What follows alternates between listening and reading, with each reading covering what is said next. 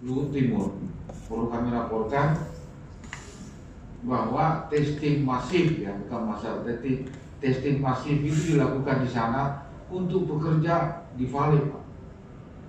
Mereka itu melakukan kebijakan yang anggarannya mungkin besar dilakukan itu, tapi ini juga bagus sebenarnya.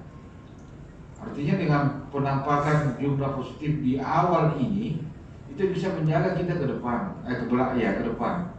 Karena apa? Toh juga akan kedapatan, Pak. Cuma persoalannya adalah kedapatannya terlambat dan dia menyebarkan ke orang lain, kan seperti itu.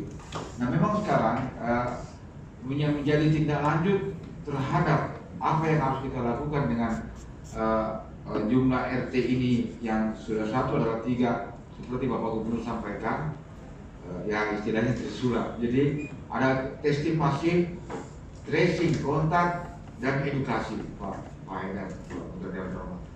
Nah ini yang menjadi langkah kita ke depan, bagaimana agar memang betul penyebaran ini diputuskan. Nah memang kami sampaikan di beberapa waktu ke depan ini mungkin kita akan kaget kalau mungkin ada peningkatan angka. Itu bukan berarti tidak terkontrol, bahkan terkontrol, Pak. Karena semakin banyak sebenarnya yang kita dapat dan kita isolasikan, kan seperti itu.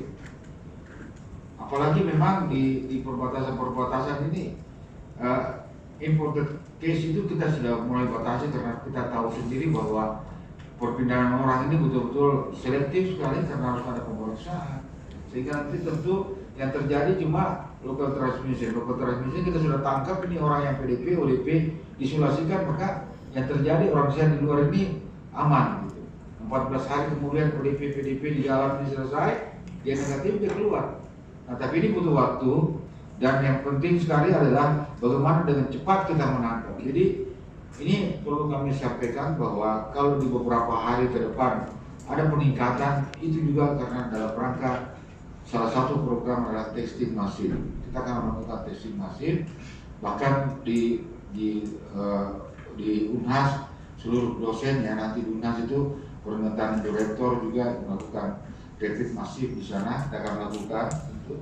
Dan juga perlu kami sampaikan bahwa rapid masif yang kemarin dilakukan di Makassar sangat efektif sekali karena dilakukan di tempat-tempat keramaian. Bahkan di 17 pasar di Makassar yang besar itu ada sekitar 70 yang reaktif. Bayangkan, Pak, 70 reaktif yang setiap hari bertemu, satu orang saja bertemu dengan 200 orang. Nah ini secara singkat kita bisa lihat, poinnya adalah kalau ada kenaikan dalam waktu dekat ini tidak berarti bahwa kita tidak kontrol, Pak. Justru karena kontrolnya itu sehingga ini lebih banyak. Pemutusan rantai yang penting yang ingin disampaikan.